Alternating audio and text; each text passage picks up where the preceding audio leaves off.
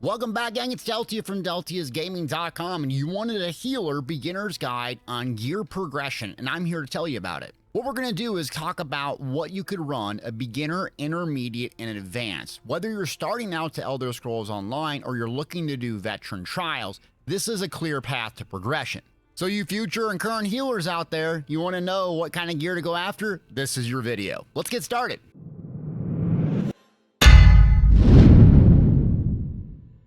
The too long didn't read version of progression in the Elder Scrolls Online goes like this. First, you have Overland. You can go there, get that right away, regardless of what level you are. Then you typically work on getting traits and craftable sets. Next, you start working on doing some dungeons and collecting that gear, and even doing arenas like Dragonstar Arena and Black Rose Prison. So that's what I'm going to kind of give you is 3 specific loadouts going on that path of progression. If you're a brand new healer in the game, the #1 set to work towards is in Western Skyrim, Winter's Respite. What this is going to do is when you place an ability on the ground, pretty much your first beginning heal, you're going to heal for a lot. This is quite useful as a new healer because you're not going to have the fancy gear that's going to amplify the amount of healing done, nor the champion points. So I would make this priority #1 in Western Skyrim. Also, you can get this off traders too, so if you have some extra gold, this is dirt cheap set to collect day 1.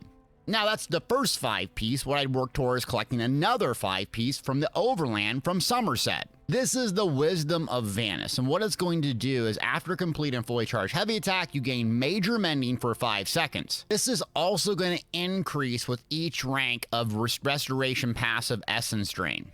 And if we go back here to Essence Drain, you gain major mending for 4 seconds after your fully charged resto. Essentially what this is going to do is give you major mending a lot longer.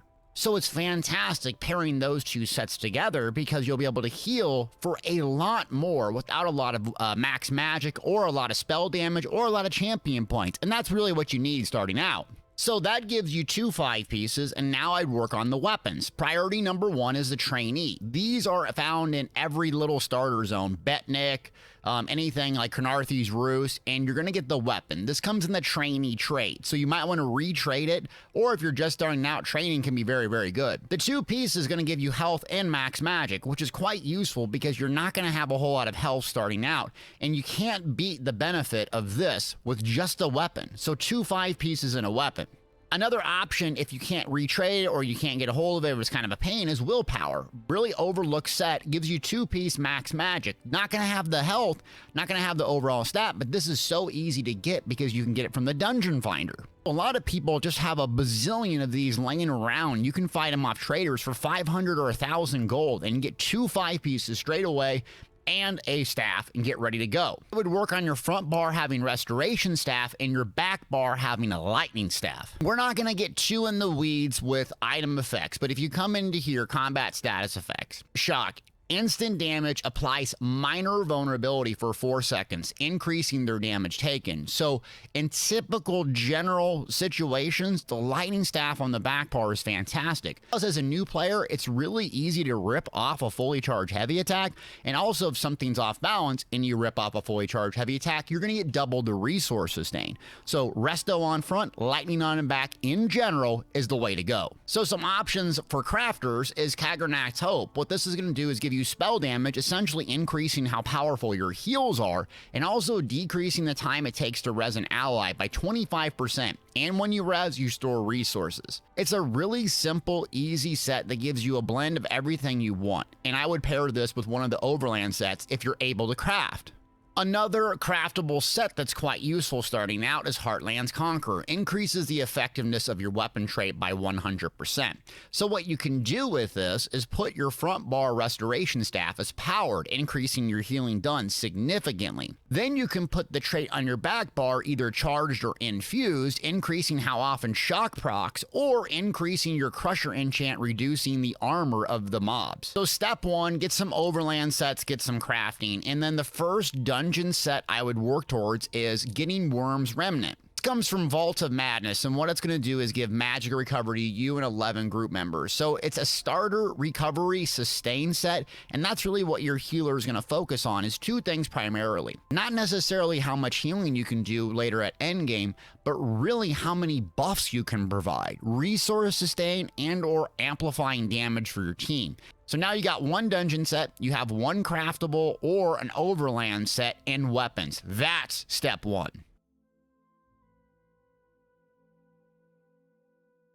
Step two is you're going to work towards obtaining a monster helm and dropping those early trainee or willpower weapons. The easiest one to get straight out the gate that was going to help you, not only you, but your group, is Sentinel right here. This comes from Dark Shade Caverns. Super easy dungeon to do on Veteran, regardless of the champion points or your skill level. This is going to give resource sustain via a little Dwemer spider that comes out. And it's also going to heal. It's not very mobile, so you'll run into issues with that in some dungeons, but again, you're going to focus on resource sustain starting out. This is going to not only help you, but your party, and a priority number one if you can get this monster helm straight away. Now that you got this monster helm, you really need to amplify your team's damage in the later stages of the game to make content much easier. A very basic starter way to do that is going to White Gold Tower and getting Spell Power Cure. This is going to give you one of the most important buffs in PvE, and that's Major Courage. There's a couple of different ways to get this, but this is the easiest straight out the gate. It's going to give weapon and spell damage by 430 at the blue rank here when you overheal, meaning someone's at 100% health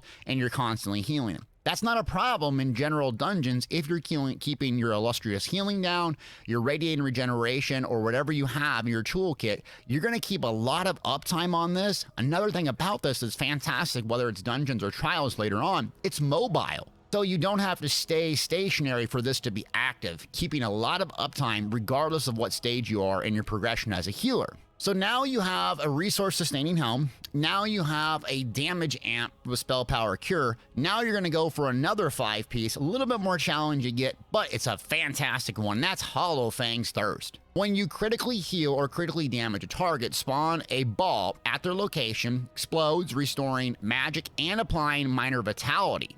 So this is going to be a fantastic set that's going to help resource sustain and maybe possibly help keep your team alive. This comes in Moongrave Fang, and it's kind of a pain to get a hold of, but you can do normal. Same with the Spell Power Cure. Don't feel like you have to do Veteran if you're not at that level yet.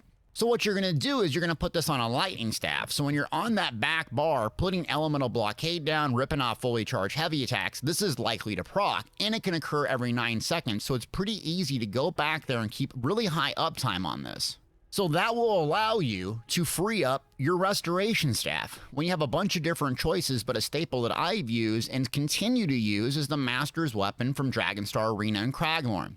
The initial heal of Grand Healing invigorates you and your group affected for 4 seconds, restoring magic and stamina. This is vital, especially if you put it on top of a tank, because tanks typically are using stamina to block, and it's going to keep them from dying and dropping their block and wiping the group. Not to mention your DPS, regardless of their magic or stamina, is going to love you for this. If you're running Sentinel, Hollow Fang, Master's Weapon, your team is going to be topped off on gas. The goal of Healer is to amplify damage and resource sustain. That way your overall group DPS will increase. So this is step 2. DSA weapon, monster helm of your choice, Spell Power Cure, and Hollow Fang. You're ready to start doing veteran dungeons and harder trials. Now you got the basic loadout, you got the intermediate, and now you're going to work on the sweaty PvE. And so you want to swap out that monster helm to one that's better, and that's Symphony of Blades. This comes from Depths of Malatir. It's a tough dungeon. It's a fantastic resource sustain, so when you heal an ally who is under 50% of their primary resource, grant them magic or stamina 550 for 6 seconds with an 18-second cooldown per target. This is just insane sustain, and your team will really notice when you put it on, especially in a group or a trial. It's great all around. Some other really good monster helms you might think about using is Earthgores. Earthgores is in Bloodroot Forge, and it's just going to give you a burst heal. So if your class isn't a Templar and you can't Breath of Life or Honor the Dead and you have trouble kind of aiming and pointing your heal and you're in a high mobility fight, this thing is fantastic, and it's fantastic in PvP as well. So consider picking this up for really hard, high intensity damage ones. Our healer Mans Raider used this when we were completing Dread Cellar hard mode, and it really helped me out as a tank. Speaking of Dread Cellar, the latest and greatest monster helm, Magma Incarnate, is just an absolute beast. It's fantastic because when you heal yourself or a group member with single target heal, it's going to give you 2 buffs, Minor Resolve and Minor Courage. So if you put this on in a 4-player group and have Spell Power Cure, guess what? You're going to give Major and Minor Courage to your group. Your team's damage will skyrocket by over 600 spell and weapon damage. Trust me, you put this on, keep the uptime as high as you can, you'll notice. So you'll be able to complete some trials and so on. And another set's 5-piece, similar to Spell Power Cure, gives you something of the buff, is Oli. So what this is going to do is give that Major Courage buff again, but it's going to be activated when you place something on the ground, kind of like an Illustrious Healing big AoE. This is very useful 5-piece from Trial, and it comes from Cloud Rest. It's useful when the fights aren't mobile, so that circle will give a longer uptime of 20 seconds, but sometimes you'll need mobility. So if you don't, in very specific trials, Oli is a really good one. And while we're on the subject of trials, let's talk about Stone Talkers. Your fully charged heavy attacks places a soul bomb on your target that causes damage. After 10 seconds, the bomb explodes, restoring 5% of the damage received as stamina and magic, up to 2,240 stamina and magic to 12 group members within 16 meters of the explosion with a 10-second cooldown. Too long didn't read. This is next level resource sustain. This is what you're going to work towards Rock Grove and Blackwood getting this instead of Hollow Fang because it's just so strong. In summary, now stage 3 and getting ready to do veteran trials, you have a resource sustaining set, you have a choice of different monster helms depending on the context of what you're playing, and you have a damage amp set. That is what you need to rock and roll as a healer in PvE and Elder Scrolls Online. So there's a lot of different other combinations than this. So one specifically is Jorbles, which is going to increase major and minor buffs. This comes from Scalecaller Peak, definitely worth collecting. And kind of an annoying set to get a hold of from Kinds of Aegis is Roaring Opportunist. And this is going to give Major Slayer. So typically off healers, and I'm not going to get too complex, but if you can get this set in Jorval, it's another thing to add to your tool belt. You'll love it. Try different things and see what works for you, but you can't go wrong with resource sustain damage amps that apply to you and your group, especially the 12-player ones, because if you're aiming for trials and the hardest content in game, it's there, and you're going to need to do as much damage and as much healing as you can, and these sets and loadouts are what I found most helpful. Shout out to my Patreons for sponsoring this video, and if you would like to be featured in future end credits, please consider becoming a Patreon because it does help me crank out a lot more of these videos. Thanks for watching.